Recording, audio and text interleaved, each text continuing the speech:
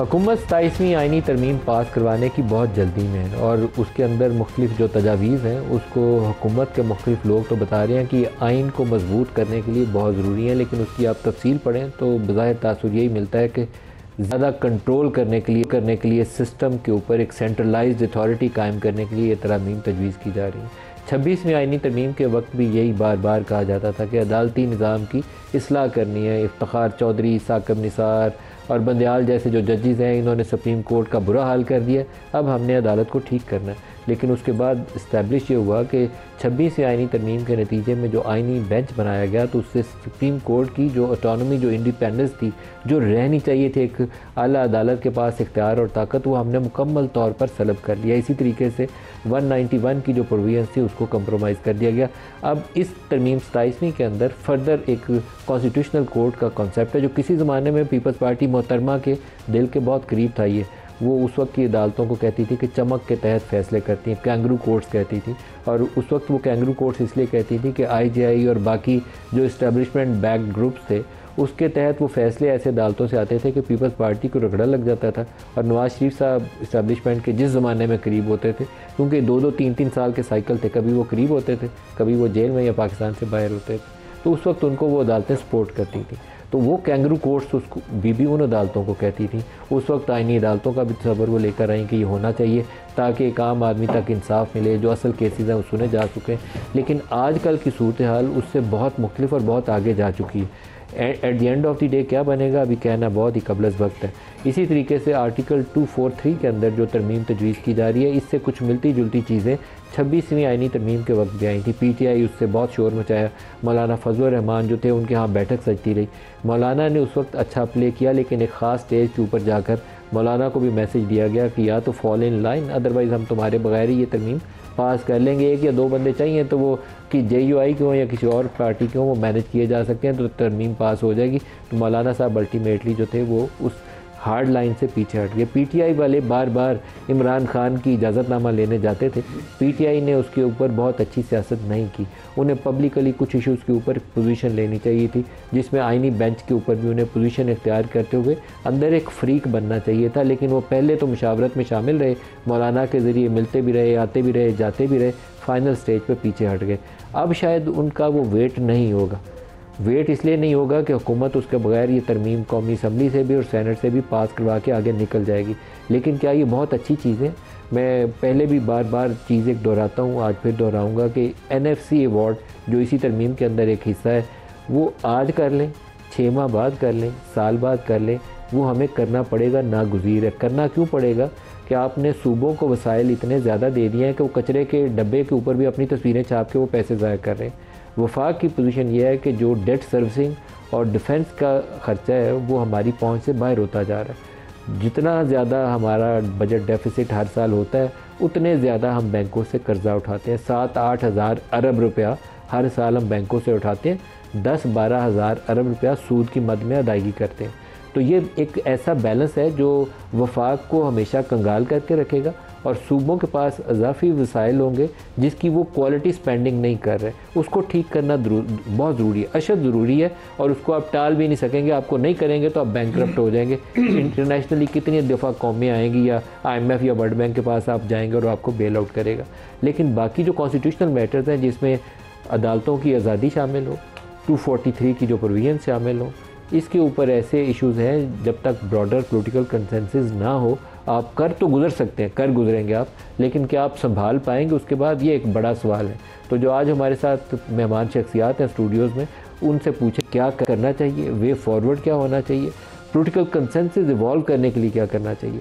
क्योंकि एक तरफ PTI को कट टू साइज़ भी किया जा रहा है और PTI के अंदर से ही एक नई किंग्स पार्टी भी सामने आने के कभी इम्कानात मौजूद हैं। सारा कुछ इसी महीने होगा और हमारे सामने महीने के आखिर के अंदर एक ऐसी सूरत हाल होगी जिसमें पता चलेगा कि सियासत पहले से महफूज हुई है या पहले से ज़्यादा वल्नरेबल हो गई है। प्रोग्राम के आगाज़ में आपको इसहाक डार साहब का एक स्टेटमेंट सुनवाते हैं जिसमें वो बता रहे हैं कि जल्दी तरमीम आएगी 27वीं और हम पार्लियामेंट के जो ड्यू प्रोसेस है उसको फॉलो करेंगे। सुनिए वो क्या कह रहे हैं।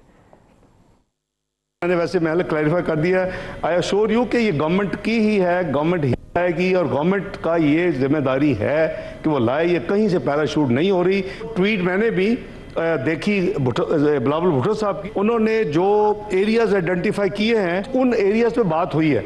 जो भी उन्होंने एरियाज आइडेंटिफाई किए हैं, he has not included any area which has not been talked और डिस्कस विद देम। बेहतर होगा कि हम उसको पहले इस हाउस में ले आए। तो मैं अश्योर करता हूं जी, जो भी प्रोसेस होगा दैट विल बी ट्रांसपेरेंट। तो मैं गुजारिश करूंगा, एक ये कि पहले इस हाउस में ले आए, दूसरी मेरी गुजारिश होगी कि इसको कमेटी को रेफर करें ताकि वो फुल पार्टिसिपेशन हो जाए। हम स्टेक होल्डर्स को भी डेफिनेटली डिस्कस करेंगे।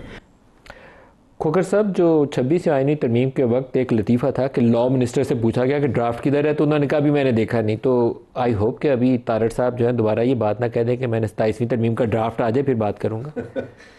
देखिए, जो मलिक साहब हमारी प्रेजेंट डिस्पेंसेशन है या जो सियासी जमातें इस वक्त हुकूमत में, उनके पास कितनी स्पेस है, उनके पास कितनी लिबर्टी है आज़ादाना फैसले करने की, ये पूरा पाकिस्तान का बच्चा जानता है। वो जो कॉम्प्रोमाइज़ करके आए हैं हुकूमत में इन इलेक्शंस में, जो उन्हें फॉर्म 47 पकड़ाए गए हैं, उन्होंने इसके नतीजे में उनके पास कोई स्पेस नहीं बची। उनको जो इंस्ट्रक्शंस आती हैं उन्होंने वो इंस्ट्रक्शंस मनोअन फॉलो करनी है। ड्यू प्रोसेस का इसहाक डार साहब का आपने क्लिप सुनाया, कौन सा ड्यू प्रोसेस कि जहां पर पार्लियामेंट की लेजिटिमेसी के ऊपर सवाल तो है ही है। आज जिस पार्लियामेंट के अंदर खड़े होकर वो तकरीर कर रहे थे, उसके अंदर ऑपोजिशन लीडर की कुर्सी खाली है, सेनेट के अंदर ऑपोजिशन लीडर की कुर्सी खाली है। लिख के ऑपोजिशन मेंबरान ने स्पीकर को और चेयरमैन सेनेट को दे रखा है कि जनाब ये अक्सरियत है हमारे पास, अल्लामा नासिर अब्बास साहब होंगे सेनेट में ऑपोजिशन लीडर और नेशनल असेंबली में महमूद खान अचकजई साहब, लेकिन नहीं है। और इस माहौल में कि जहां पे अपोजिशन लीडर्स का ओहदा खाली है, वहां पर हुकूमत कहती है, ये गैर नुमाइंदा हुकूमत कहती है कि हम 27वीं आईनी तरमीम लेकर आएंगे। तो हम बुनियादी तौर पर जो चीज इस मुल्क में नहीं अप्रिशिएट करते वो किसी भी चीज की इखलाकी हैसियत है। कवानीन की, पार्लियामान की जब तक इखलाकी हैसियत नहीं होगी, लोग नहीं तस्लीम करेंगे, लोग नहीं मानेंगे। आप वक्ती तौर पर तो उनको नाफिज कर सकते हैं, वक्ती तौर पर लोगों के गले के से नीचे उनको गुजार सकते हैं जबरदस्ती, लेकिन इवेंचुअली ये चीजें अंडू होनी है। 26 कॉन्स्टिट्यूशनल अमेंडमेंट आप देख लें, उस वक्त हमें यह बताया गया, पाकिस्तान के सामने यह मुकदमा बनाया गया कि जी इंसाफ की फराहमी के लिए बहुत जरूरी है कि ये कॉन्स्टिट्यूशनल बेंच बने। लेकिन नतीजा क्या निकला? नतीजा यह निकला कि आज एग्जीक्यूटिव को मुकम्मल दस्तरस हासिल हो गई है अदलिया के ऊपर, उनकी अपॉइंटमेंट्स के ऊपर। और ये जो बिलावल साहब ने जो ट्वीट की, इसके अंदर 7 चीजों का उन्होंने जिक्र किया जी। प्रॉब्लम में है उमर चीमा और शिबली फराज अच्छे चेहरे हैं तो जेल में क्यों है? देखिए, वो तो अब उनको अपना केस फाइट करना है। देखिए, ऐसा तो नहीं हो सकता कि कई दफ़ा आप अगर मुझसे पूछें 15-16 साल की जो लाइफ उनके सामने गुजारी है, मैं तो शिबली फराज को बहुत अच्छा आदमी समझता हूँ और उमर चीमा को भी मैं बहुत अच्छा, बहुत ज़बरदस्त आदमी समझता हूँ। इसमें मेरी दो राय नहीं है इसके अंदर। सर फिर उनको छोड़ देना चाहिए ना? देखिए सर, मेरा ख्याल है जब ट्रायल होगा तो उनको छूट जाना चाहिए। तो फिर ट्रायल होगा तो तब 2 साल से तो बेचारे अंदर सड़ रहे हैं, ट्रायल करवा दें। उनका क्या है कि 14 साल जजाई साहब ही रहते, ट्रायल हो गए हैं, सजाएं हो गई हैं 10 साल, और सजाएं जिस एविडेंस की बुनियाद पे हुई है, सॉरी पुलिस वाली, कि वो एक पुलिस वाला छुपा हुआ था मेज के नीचे और उसने सारी साजिश सुनी और उसकी बुनियाद पे सजाएं हो गई। सर वो तो ये अगर एविडेंस होगी, देखिए प्रोसिक्यूशन जो थी उसके ऊपर एतराज, लेकिन जो प्रोसिक्यूशन हुई है 9 मई को बहाना बनाकर इतने लोगों के साथ प्रोसिक्यूशन हुई है कि जिसके बाद फिर उसकी जस्टिफिकेशन रह नहीं जाती। अभी भी मेरे भाई ने जो बात की कि जी फेंटे के लिए तैयार रहें, ये पाकिस्तान के अंदर ये जो अब एक कल्चर बन गया है कि जिसके अंदर नीचे से लेकर ऊपर तक हर बंदे की यही ख्वाहिश है कि मेरे हाथ में डंडा हो और मैं अपने मुखालिफ का बस फेंटे पे फेंटा लगाऊं। ये दायरों का वो सफर है। 90 की दिहाई के अंदर हमने ये फेंटे वाली सियासत देखी और फिर उसके कॉन्सिक्वेंसेस भी हमने देखे। हमने सियासत को वापस अपनी जगह पर लेकर आना है और उसके लिए ये एनवायरनमेंट क्रिएट करनी पड़ेगी कि जिसमें हम फेंटे वाली गुफ्तगू से बचे। सर नहीं जिसके अंदर नहीं बच सकते। अगर नहीं बच सकते और फिर सारा निज़ाम फ्रैंकली आज ये जितना कॉन्स्टिट्यूशनल अमेंडमेंट 27 की जो बातें हो रही हैं उसके 2 हिस्से हैं मलिक साहब। सर पीटीआई, नून लीग और पीपल्स पार्टी, ये 3 जमातें बराबर की 33% तीनों का हिस्सा दे दें तो 99% इनके हिस्से में आएगा। तीनों बराबर की इस फेंटे वाली सियासत की जिम्मेदार है।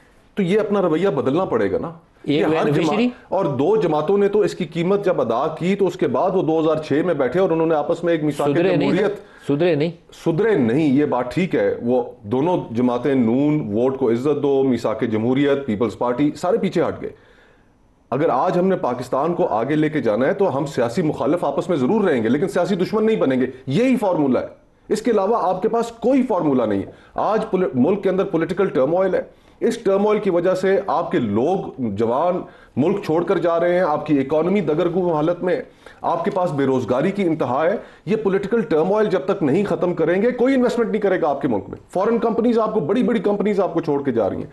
आज मैं एक आर्टिकल पढ़ रहा था कि जिसके अंदर पाकिस्तानी बिजनेसमैन ये मुल्क छोड़कर जा रहे हैं, श्रीलंका में इन्वेस्ट कर रहे हैं, दुबई में फैक्ट्रियां लगा रहे हैं, अपने मुल्क में क्यों नहीं? सर वो तो एक फंडामेंटल अब ये रियलिटी है कि पाकिस्तान में manufacturing is not a viable business, क्योंकि आपकी एनर्जी की कॉस्ट इतनी ऊपर चली गई है, टैक्स रेट्स इतना ऊपर चले ये सारा इसी वजह से है ना मलिक साहब कि हम पाए का साइज नहीं बड़ा कर सक रहे। अभी अगर हम एनएफसी की बात करते हैं जो कि 27वीं तरमीम का हिस्सा है, तो उसके अंदर सबसे पहली चीज वफाक ने अगर अपना मुकदमा सूबों के सामने रखना है तो वफाक पहले ये बताए अपनी शाखर्चियां कम की हैं, सदर हाउस का खर्चा बढ़ जाए, वजीर आजम का हाउस का बजट बढ़ जाए, स्पीकर की तनख्वाह बढ़ जाए, चेयरमैन सेनेट की बढ़ जाए, वुजरा की तनख्वाहें बढ़ जाए, पार्लियामेंटेरियंस की बढ़ जाए, आप 1000 अरब रुपए से ऊपर स्टेट ओन्ड एंटरप्राइजेस में जाया कर दें और फिर कहें ओ नहीं हमारे तो खर्चे नहीं पूरे हो रहे तो सूबों का हिस्सा भी ले लो उनसे, ये बात कोई नहीं मानेगा। आपको पहले खुद करके दिखाना पड़ेगा कि आप फिस्कल डिसिप्लिन लाने के लिए सीरियस हैं। आप बैंकों से कर्जा लेना छोड़ें, सर वो आप खत्म कर नहीं रहे। कोई बड़ी रिफॉर्म इनिशिएटिव ले ही नहीं सकी, रिफॉर्म है ही नहीं और वो कर भी नहीं सकेंगे। और फिर जो बाकी मानदा जो निजाम है उसके अंदर आप इंडिपेंडेंस ऑफ जुडिशरी को बिल्कुल ही खत्म कर रहे हैं। अब ये जो 3 बातें हैं, कॉन्स्टिट्यूशनल कोर्ट, फिर उसके साथ जो जुड़ी बात है कि ट्रांसफर ऑफ जजेस हाई कोर्ट के, और फिर उसके साथ एग्जीक्यूटिव मैजिस्ट्रेसी। अब एग्जीक्यूटिव मैजिस्ट्रेसी जो है ये अंग्रेज के दौर का कानून था। और एग्जीक्यूटिव मैजिस्ट्रेसी में होगा क्या, थोड़ा एक्सप्लेन कर दें कि वफाकी हुकूमत को और सूबाई हुकूमतों को इख्तियार मिल जाएगा कि किसी भी शख्स को अंदर कर दें। बिल्कुल। अंग्रेज के दौर के अंदर यह कानून था कि क्योंकि उन्होंने एक रियाया के ऊपर हुकूमत करनी थी, तो रियाया को किसी भी वक्त कोई शख्स भी अगर कोई बात ऐसी करता है जो ताजे बरतानिया के लिए मुवाफिक नहीं है तो उसको अंदर कर दें। तो हम रियाया तो नहीं है। और आपका आइन का जो बुनियादी स्ट्रक्चर है वो सेपरेशन ऑफ पावर्स की बात करता है कि किसी इदारे के पास इतनी ताकत नहीं होगी कि वो मुतलकल अनान बन जाए। सेपरेशन ऑफ पावर्स को आप तबाह बर्बाद कर रहे हैं। आइन का आर्टिकल 175(3) है। ये भी सुप्रीम कोर्ट बार के जो सदर थे हारून साहब, उन्होंने भी एग्जीक्यूटिव मैजिस्ट्रेसी के हवाले से यही बात की। फिर आप जब ट्रांसफर एंड पोस्टिंग्स करेंगे जजेस की, उनको डीसी एसी की तरह उठा के किसी को कोयटा फेंकेंगे, किसी को आप पेशावर फेंकेंगे, तो उसको तो हर वक्त यही धड़का लगा रहेगा कि ये मेरे साथ होगा क्या, तो मैंने तो हुकूमत के खिलाफ कोई फैसला नहीं देना। और कॉन्स्टिट्यूशनल कोर्ट में डगड़ा लगाने के लिए तो ये सारा कुछ कर रहे हैं मलिक साहब। कॉन्स्टिट्यूशनल कोर्ट में 70 साल उम्र रख रहे हैं, टेम्पटेशन क्रिएट कर रहे हैं एग्जिस्टिंग जजेस के लिए कि आप रिटायरमेंट के बाद 5 साल आपके लिए मजीद तैयार हैं जनाब हमारे खिलाफ, लेकिन फैसला नहीं देना।